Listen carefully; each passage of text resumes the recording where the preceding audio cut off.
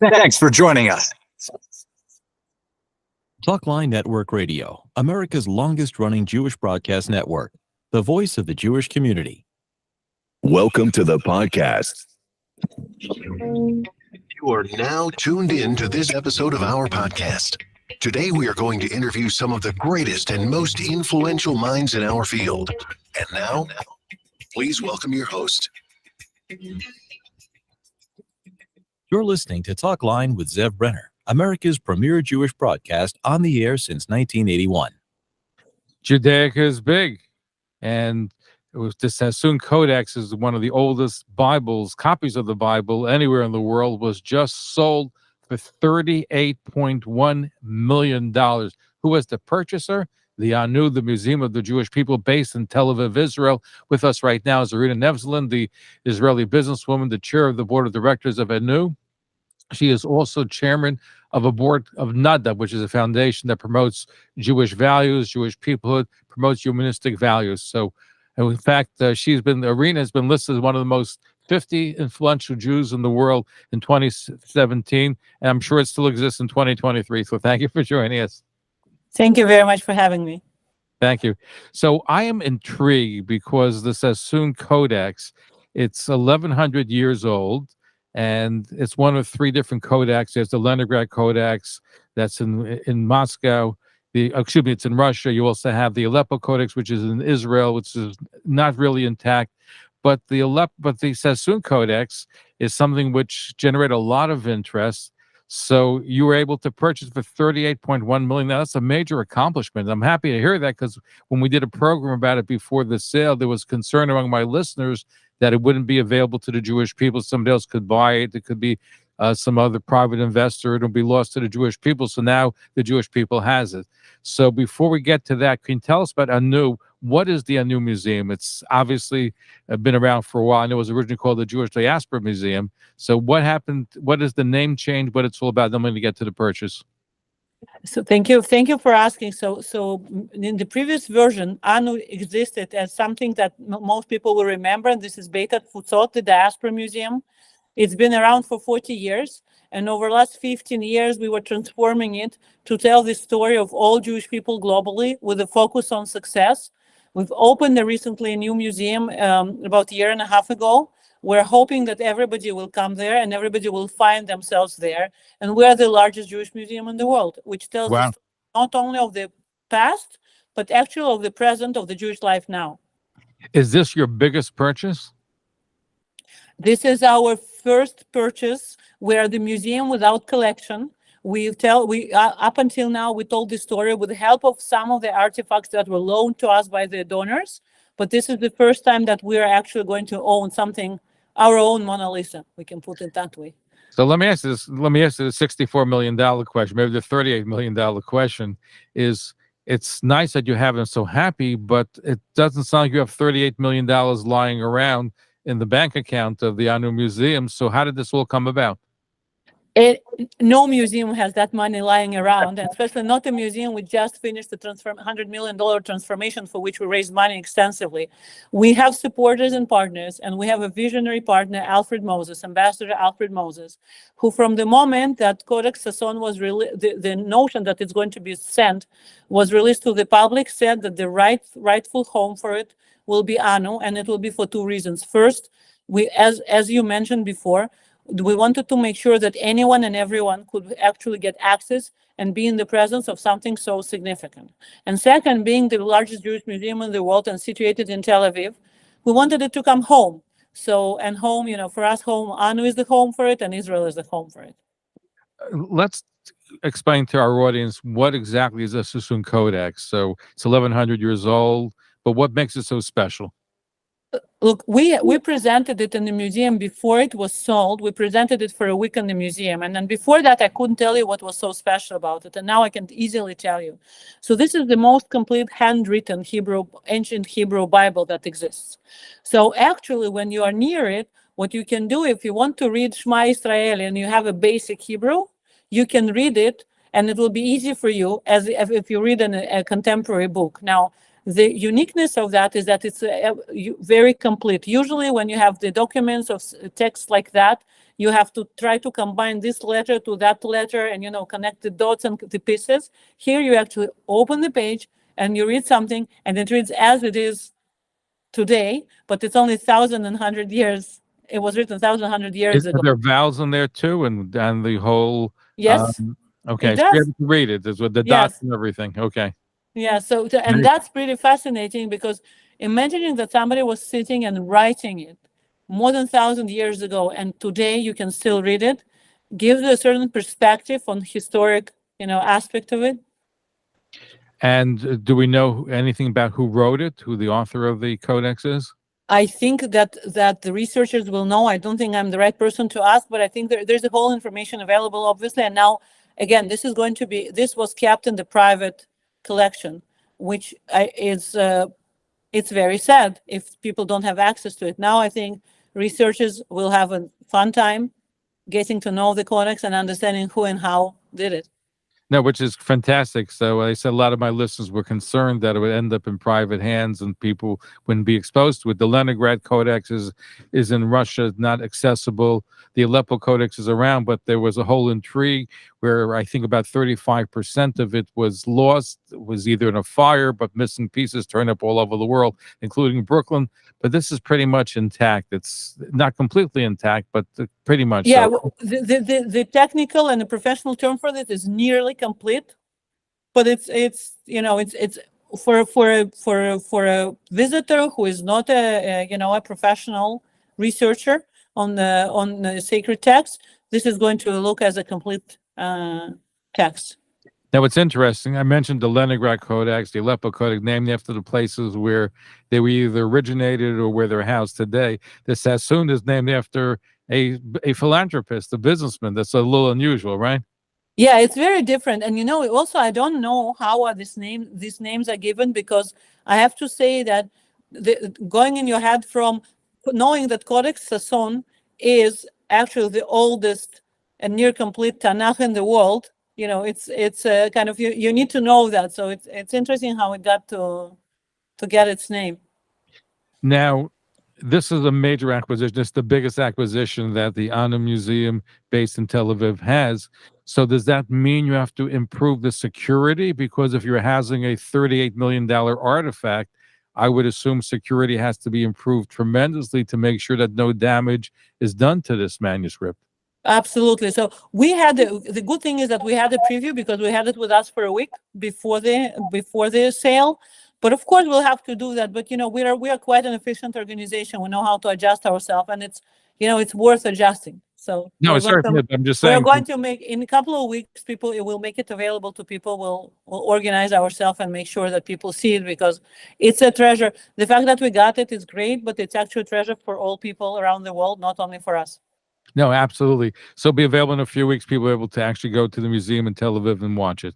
We are finalizing all the details as we speak, and we are going to some lucky person will take it to the plane and bring it, and we're hoping that within a couple of weeks we'll be able to show it to the public already.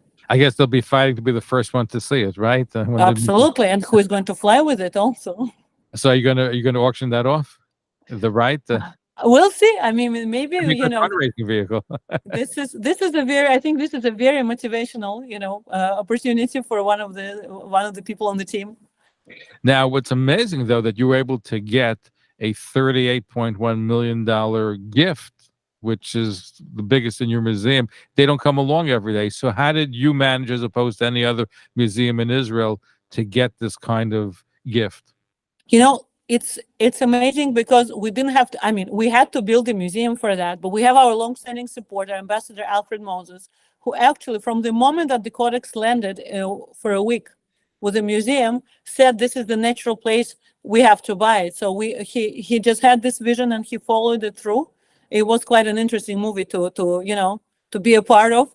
But ultimately, we didn't have to persuade anyone. We didn't have to run after anyone. He just knew this will be, being Zionist as he is and an Israel lover. He just knew this is the right place to be. Tell us a little bit more about Alfred Moses. He lived in Israel. Tell us about him, who he is. So he's an amazing personality who is 94 years old. He used to be an ambassador under Bill Clinton. He used to be an ambassador to Romania. He is originally, his roots are from Romania. He did a lot to Romanian Jewish community. He spends an enormous amount of effort on helping Israel. Speaks good Hebrew. Comes to Israel every so often, and overall is just a witty and charming and very sharp person that happens to be really a visionary who allowed us to take museum to completely next level. No, it's amazing, and I'm glad that he did. Where is he based out of? Is he based out of the United States? Well, yes, he's based out of the United States.